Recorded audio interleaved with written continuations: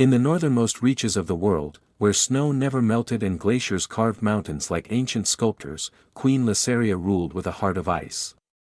Her touch could freeze water, her voice could silence storms, and her presence sent chills through even the boldest warriors. She was beautiful, deadly beautiful, with white hair that cascaded like falling snow and skin pale as moonlight.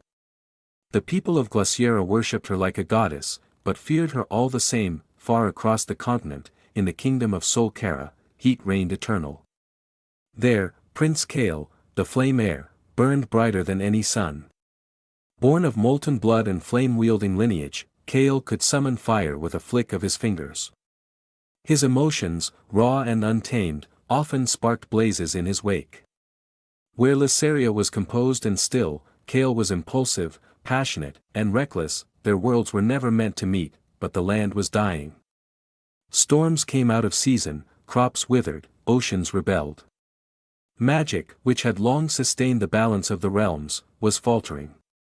The High Oracle of Etheria, who served no kingdom, summoned both royal families to the sacred mountain temple. There, beneath skies torn by lightning and snow, she delivered the prophecy: only a union of fire and frost can restore the balance of the elements. Neither Lysaria nor Kale spoke. They stood on opposite ends of the marble platform like twin moons circling different suns.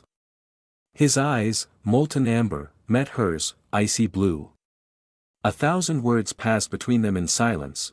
None kind. "I will never marry him," Lysaria told her advisors, voice like cracking glaciers. "I'd sooner be burned alive," Kale muttered to his war-hardened father, but the world's collapse cared nothing for pride. Weeks later, the wedding was held in the Temple of Equinox, the only place where winter and summer coexisted.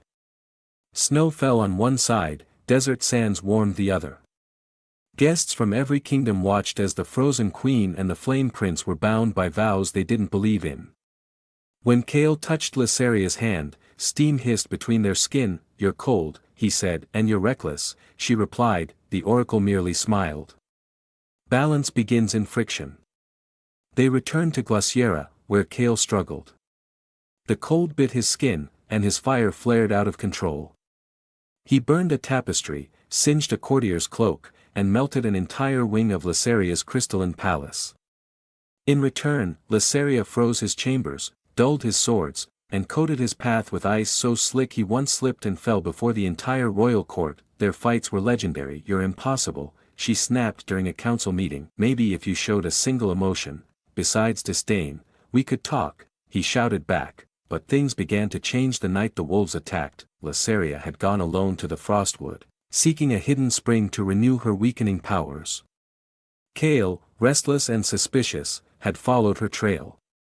When the beasts emerged, shadow creatures corrupted by dark magic, Kale didn't hesitate.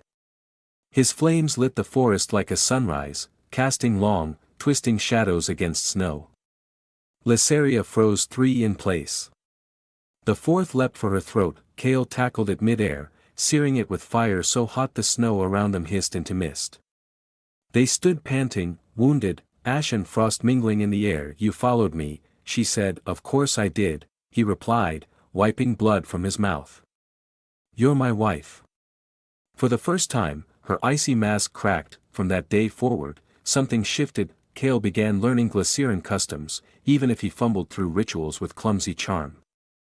Lysaria took to walking in warmer gardens he requested be built, cherry trees that blossomed in magic-heated soil.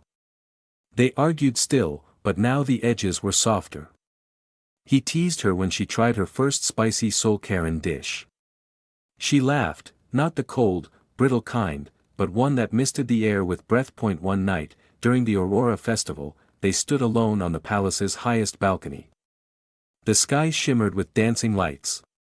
Kale reached for her hand. "No steam this time," he murmured. "Maybe we've adapted," she replied. "Or maybe," he said, turning to her, "your ice isn't as solid as you think." And then he kissed her, slow, reverent, warm. Instead of melting her, it awakened her. That night, the dream returned to Lysaria, a memory not hers, but ancient.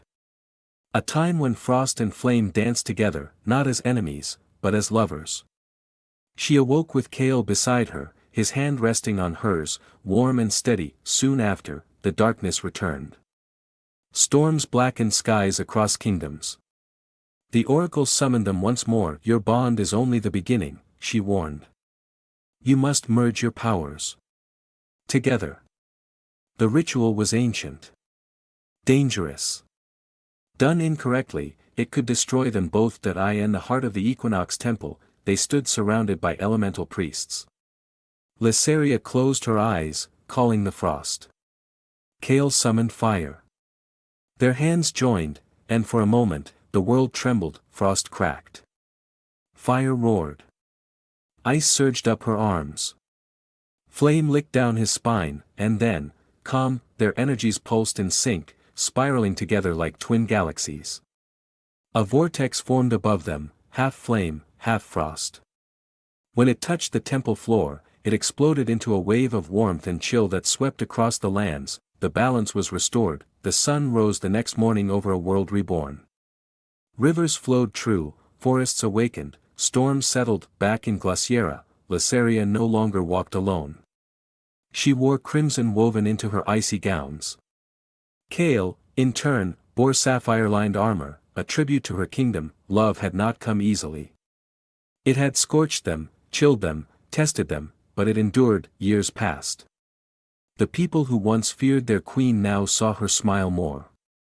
The prince who once burned too bright had learned to temper his fire. One night, as snow fell softly on Glaciera's towers and warm hearths burned in every home, Kale sat with Lysaria in the palace garden beneath the moonlight.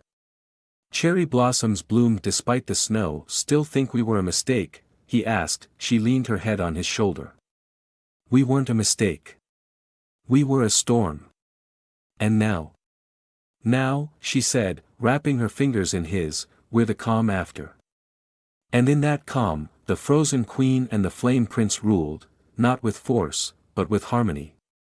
Not through fear, but with a love that had once seemed impossible. A love forged in fire and sealed in ice. Whispers of their harmony echoed across kingdoms, carried by merchants, sung by bards, and recorded by scribes. The tale of the Queen of Ice and the Prince of Flame, sworn enemies turned eternal lovers, became the stuff of legend. But not everyone rejoiced in their peace. In the shadows beyond the world's edge, something stirred. Deep beneath the mountains of Solkara, where lava ran like rivers and ancient fire spirits slumbered, a tremor awakened them. The high flame, a forgotten elemental force, felt the balance shift, and it raged. For centuries, the fire had ruled unchecked, and now ice dared tame it. The bond between Lysaria and Kale was not just symbolic, it was an act of rebellion against the raw, untamed magic of Old. At first, the signs were subtle. Solkara's forges began failing, fires flickering out for no reason. Glaciera's snows came late, and when they did, they fell red. Kale grew restless again. Not with anger, but with energy he couldn't contain. Flames danced at his fingertips in his sleep, hotter than they had ever been. And Lysaria, once able to summon blizzards with a breath, found her power unpredictable, ice forming in strange patterns, never obeying her call. One night, Kale awoke drenched in sweat, the bed soaked with steam. He was glowing. His body radiated heat like the sun itself. I can't stop it, he whispered, panicked. Lysaria placed her palm on his chest. Her touch should have soothed him. It always had. But this time, the ice melted instantly. I don't understand, she murmured. Kale stared at her, eyes wild. Something's coming. They returned to the oracle, who stood alone now, older, frilier, her eyes cloudy with age and sorrow. I warned you, she said. The elements do not wish to be balanced. They wish to dominate. But we've done everything you asked, our kingdoms are united, our powers merged. The world is more than kingdoms, the oracle interrupted. And magic is older than love. She handed them a scroll, ancient, brittle, written in a language lost to time.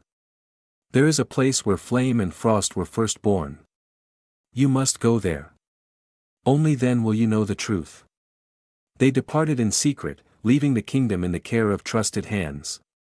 Or so they thought. Back in Glaciera, Duke Theron, Lysaria's cousin and once heir before her coronation, watched their departure with a smile that never reached his eyes. He had long waited for the right moment to reclaim power, and with the royal couple gone, he made his move. He declared the queen unfit, her magic unstable, her absence an abandonment. At court, he spun tales of Kale's corrupting fire poisoning Glaciera's purity. Some nobles believed him. Others feared him. And so the palace, once glowing with warmth and snowflake chandeliers, grew dark and cold again. Far away, Lysaria and Kale crossed mountains, deserts, and forests unseen by mortal eyes. They faced beasts shaped by magic, twisted spirits, and riddles in the wind. But together, they endured. They fought back to back, laughed around campfires, kissed beneath unfamiliar stars. Then, at the world's edge, they found it. A valley where fire rained from the skies and ice rose from the earth. A place untouched by time. In the center stood a monolith, half obsidian, half crystal. The birthplace of the elements. The scroll instructed them to place their hands upon it together. As their palms touched the stone, a vision erupted. Not of past or future, but of magic itself. They saw the birth of flame, the breath of frost. They saw their ancestors, flame kings, frost queens, raging wars. They saw a child, half flame, half frost, standing between armies, weeping, and healing the land with each tear. They gasped and pulled away. The vision faded. A child, Lysaria whispered, stunned. We're meant to have one. Kale nodded slowly. The true balance. Not forced, not faked. Born. Hope stirred in their hearts. For the first time, their mission wasn't just about saving the world. It was about creating something new. But when they returned, the palace gates were closed. The banners bore Theron's sigil. Their loyal guards had been replaced. The people were told the queen was dead, and Kale was her murderer. Lysaria's fury was colder than any winter. Kale's anger flared hotter than the sun. They didn't ask for entry. They didn't plead. They stormed their palace. Ice spears shattered marble pillars. Fire roared down the great hall. The royal court fled as the queen and prince faced Duke Theron on the throne he had stolen. You abandoned us. Theron shouted, sword drawn. You cursed this land.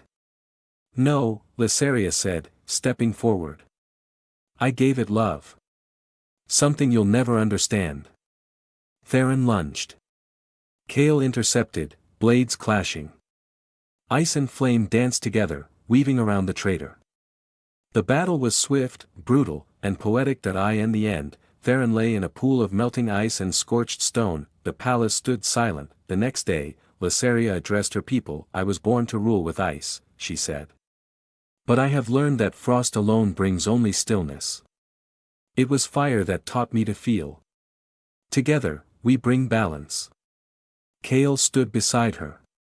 The crowd, once uncertain, roared with cheers. Time passed, and then it happened. On the first day of the reborn solstice, under twin moons, Lysaria gave birth to a daughter.